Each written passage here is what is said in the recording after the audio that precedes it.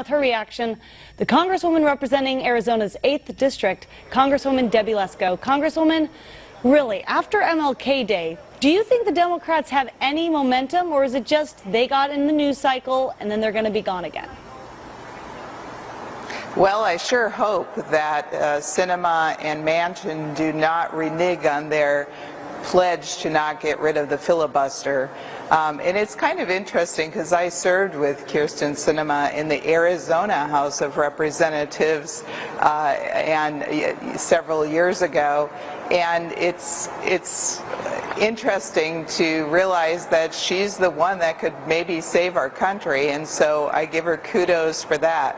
It's really amazing to me, but not surprising, that the Democrats are doing the full court press on trying to pressure Manchin and Sinema, kind of like guilt them into getting rid of the filibuster, saying that, oh, we need to pass this election law in order to have freedom to vote. Well, everyone has freedom to vote. What Republicans want to make sure that we do is we have the freedom to vote, but that only legitimate people can vote, and that a lot of things aren't happening that will influence the election towards the Democrats, and that's exactly what they're trying to do. Well, even when you saw that MLK Jr.'s family headed to Arizona to try to, again, pressure, to act like this is what he would want, we all want the right to vote. Everybody has that. But a lot of Americans lost the right to vote in the last election because their votes were canceled by dead people voting, or some people voting twice, ballot harvesting. There were so many issues that took place, but the left never wants to talk about that. Well, it's kind of interesting to me that the Democrats, and here in Washington, D.C., the mayor of Washington, D.C., forces restaurants to have anyone that wants to eat at their restaurant show a vaccine passport and an ID in order to just get in and eat. Yet those same Democrats don't want to have to show ID to vote. I mean, it's really amazing to me, makes no sense whatsoever, and that's just how it is. They're very good at their narrative. They must have all got together, they must have all got on a conference call and said, say the same thing, say the same thing.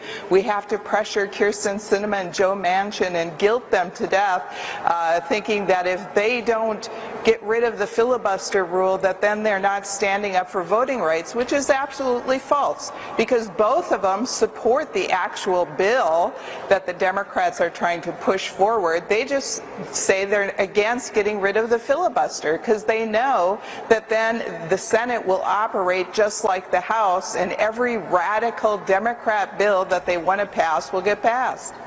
Really, when you look at Manchin and Sinema now, being kind of the opposition, you hear the Democrats talk about it in the media, they've never really had people defect before. Usually it's Republicans and the rhinos. We always have people arguing and debating. But Democrats, they were used to Manchin. But Sinema, this is a new kind of position that, in a lot of ways, do you think they even suspected or expected her to do this?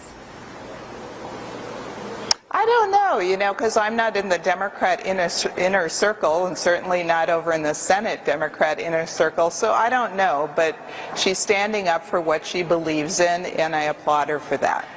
Do you see any Democrats in the House actually supporting her, maybe not on camera, but behind the scenes?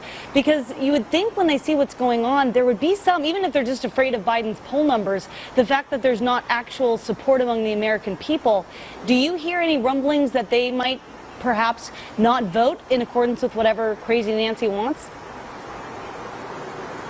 Well, if they do believe that, they sure haven't stood up to Nancy Pelosi, because most of them, if not all of them, have voted for these election bills and other radical bills. I mean, the election bill that the Democrats are trying to push through, and did push through the House, would nationalize elections, take it away from the states to run elections. It would also allow felons to vote. It would also do automatic voter registration registration, same-day voter registration, and believe it or not, it would fund congressional candidates' campaigns. So Republicans out there and other people that aren't fans of Nancy Pelosi would be funding Nancy Pelosi's campaign with a 6-to-1 match of federal funding. And so it's a bad bill. They're recasting it as into some great voting rights bill that gives freedoms, but it's not. It's nationalizing elections to favor the Democrats. It is, and it's the people see it. When you look at what's going on the ground, the way that people are responding to it, people get it. They don't have the kind of support that they think they have, and even if people are just afraid of Biden's poll numbers right now, you do see they've lost momentum, even if they ever had any momentum to begin with. They definitely don't have what they need for Build Back Worse and everything else. But Congresswoman, thank you for the good work that you're doing, being part of the real resistance now, because the midterms are just around the corner if we can just hold on for a little bit longer. Yes, and I can't wait. I hope Republicans take back the House, and I think we will. Absolutely. We're looking forward to a big red wave. God bless you, Congresswoman. We'll see you soon. And as the fight